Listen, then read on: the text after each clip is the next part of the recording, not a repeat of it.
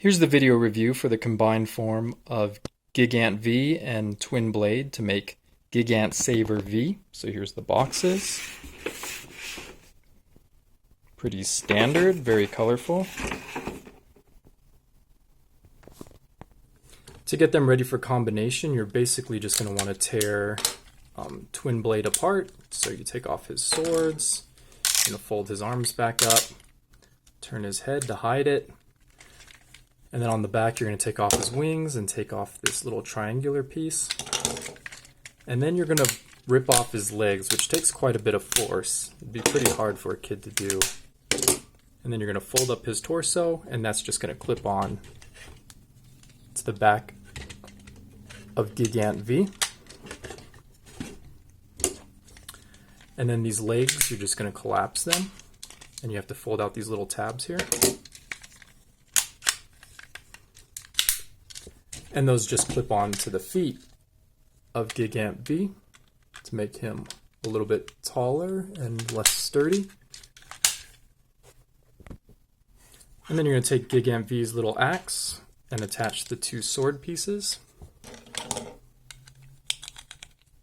And that combines into a nice larger sword weapon, which is still a little bit small for him. And then you're going to take this piece, which becomes his chest shield. Fold up the tab in the chest.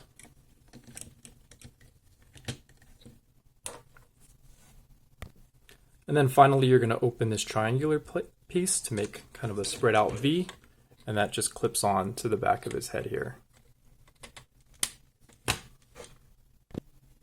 I just want to note that I did do a modification where I cut this plastic away, which allows his ankles to tilt much more. Before I cut that, his ankles could tilt about this much, 2 clicks. Which was not enough to get him into a good A stance. So you could see the difference there. Here's how he scales with a few other figures. He's about 11.5 inches tall. Gigant Saver V has all the same articulation of his base body.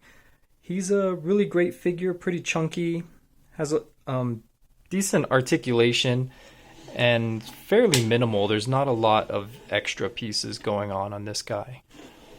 But he looks good. I really like the aesthetic of it. He's pretty expensive. I would say you should probably wait till he gets a little bit cheaper if you're going to get this figure. But I'm really into this aesthetic, so I didn't mind paying the little bit extra to get him early so I could review him. I just wanted to point out one other little play feature he has is that you can put these propellers on top. Otherwise, this backpack doesn't really do anything for his overall look. It's kind of just there. This figure really reminds me a lot of the Deca Ranger Robo. So now that Power Rangers isn't really doing combinations anymore apparently, I think that Tobot is really stepping up to fill that void.